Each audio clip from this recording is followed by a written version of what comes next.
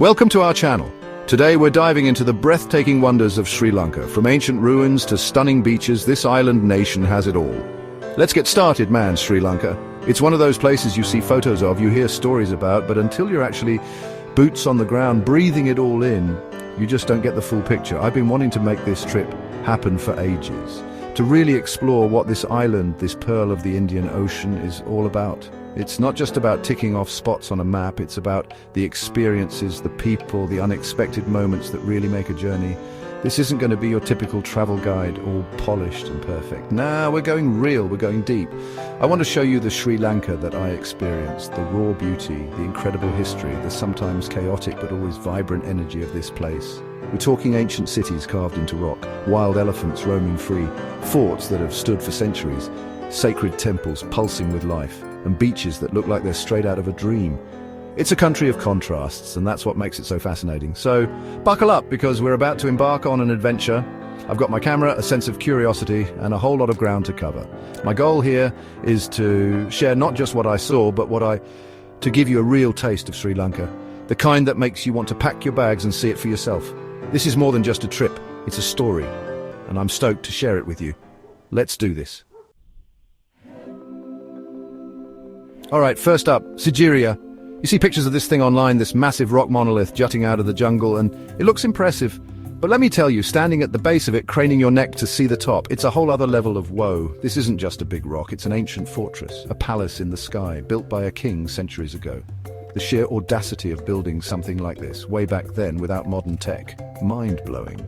You can almost feel the history radiating off the stone. The stories of kings, battles, and an entire civilization that thrived here. It's one of those places that makes you feel small, in a good way. The climb itself is, well, it's a workout, no doubt about that. Hundreds of stairs, some of them pretty steep, winding their way up the side of the rock, but every step, every pause to catch your breath is rewarded with increasingly insane views.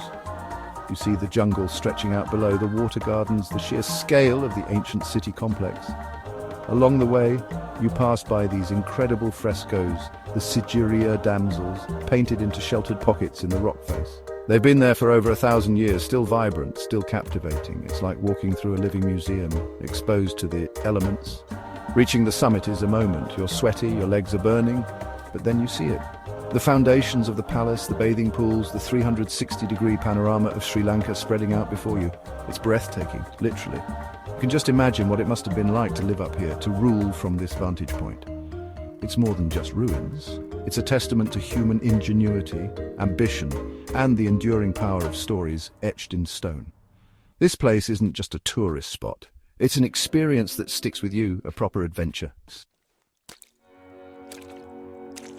Next up, we traded ancient rocks for wild animals. Yala National Park. If you come to Sri Lanka and you don't do a safari, you're missing out, big time. I'm talking about the chance to see leopards, elephants, crocodiles, all kinds of birds just out there doing their thing in their natural habitat. We got up before dawn, bundled into this rugged old jeep, the air still cool and misty. There's this palpable sense of anticipation, like, what are we going to see today? The park itself is vast, a mix of scrub jungle, open plains and water holes. It feels raw, untamed. Our guide, man, this guy had eyes like a hawk. He's pointing out stuff I would have driven right past. A serpent eagle perched high in a tree. Fresh elephant tracks on the dusty road. The subtle signs of wildlife all around. It's a game of patience, this safari thing. You drive, you scan, you listen. Sometimes you see a herd of spotted deer, an elephant casually munching on branches by the roadside, a peacock displaying its magnificent feathers. Each sighting is a little thrill, a little reward for your patience. The jeep bouncing along those unpaved tracks, the dust kicking up. It's all part of the experience. And then the moment everyone hopes for in Yala the leopard. We were lucky. After a good bit of searching, our guide got a tip and we raced off. And there it was, lounging on a rock, just chilling. Seeing a leopard in the wild, so close. It's majestic, powerful, unforgettable. But even beyond the big cats, Yala is just teeming with life. Water buffalo wallowing in mud, monkeys chattering in the trees, crocodiles basking by the lakes. It's a reminder of how incredible our planet's biodiversity is and how important it is to protect these wild spaces. This wasn't just a drive, it was an immersion. Chapter 3. From the wild heart of Yala, we headed south to Gal, and stepping into Gal Fort is like stepping into a completely different world, a different era. This isn't just an old fort, It's a living, breathing town encased within massive stone ramparts built by the Dutch centuries ago. The moment you pass through those imposing gates, the vibe changes.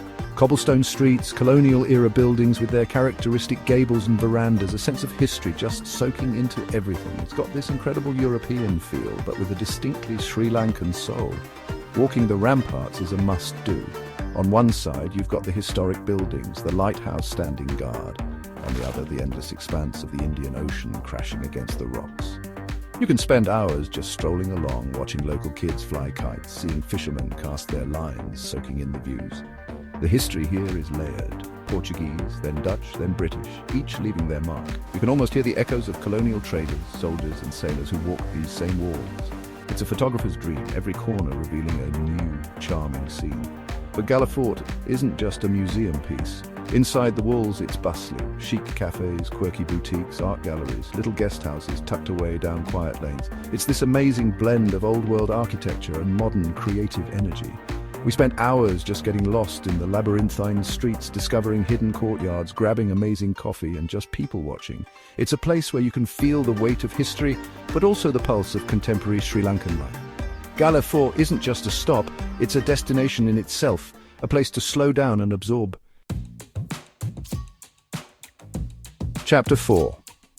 Our journey then took us inland, to Kandy, a city nestled amidst hills and home to one of the most sacred sites in Buddhism, the Sri Dalada Maligawa, or the Temple of the Tooth Relic. This isn't just a temple, it's a place of profound spiritual significance, believed to house an actual tooth relic of the Buddha. The energy around this place, even before you enter, is palpable. You see pilgrims dressed in white, carrying offerings of flowers, a sense of reverence in the air. It's clear this is more than just a tourist attraction. It's a deeply important spiritual center for millions. Inside the temple complex, it's a feast for the senses. The architecture is stunning, with intricate carvings, painted ceilings, and gleaming gold. The air is thick with the scent of incense and frangipani flowers. You hear the rhythmic beat of traditional drums during the puja ceremonies, a sound that seems to resonate deep in your chest. While you don't get to see the actual tooth relic itself, it's kept in a series of golden caskets. Being in its presence, knowing its history and the devotion it inspires is a powerful experience. It's a place that commands respect and invites contemplation. We tried to time our visit to witness one of the ceremonies, the drumming, the chanting, the sheer number of devotees moving with such faith. It's an incredibly moving spectacle. It gives you a glimpse into the deep cultural and religious heritage of Sri Lanka. You see families, generations together, all participating in these ancient rituals.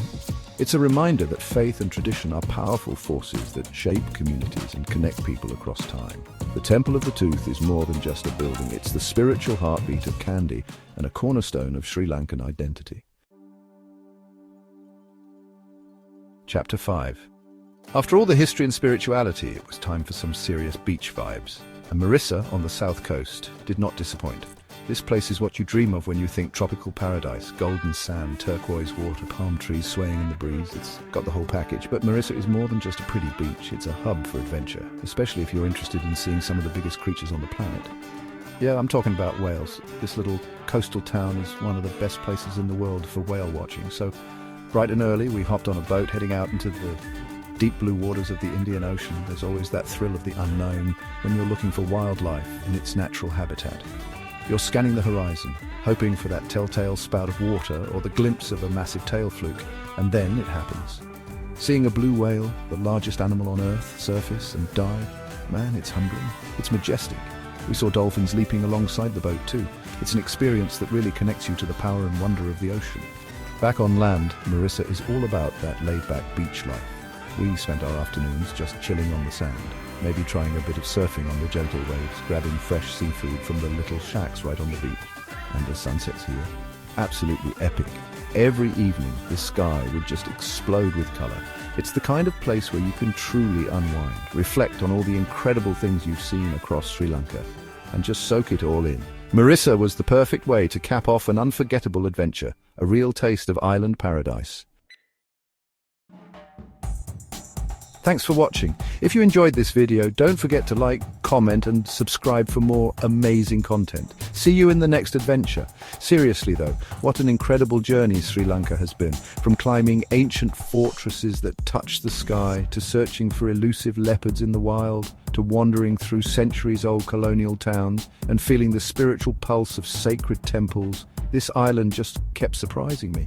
Kept delivering these amazing, authentic experiences. It's a country that's so rich in history, culture, and natural beauty, it's almost overwhelming, in the best way possible. The thing that really struck me, beyond all the incredible sights, was the warmth of the people. Everywhere we went, we were met with smiles, with genuine hospitality. It's those connections, those little interactions that often make a trip truly memorable. Sri Lanka isn't just a place you see, it's a place you feel. It gets under your skin. It leaves an impression that lasts long after you've left its shores. If this island isn't on your travel list, man, you need to add it. Trust me on this one. This adventure was all about diving in, exploring, and sharing the real story with you guys. I hope this gave you a taste of what Sri Lanka has to offer. There's so much more to discover, and that's the beauty of travel, right? There's always another story, another adventure waiting around the corner, so get out there, explore, create your own stories.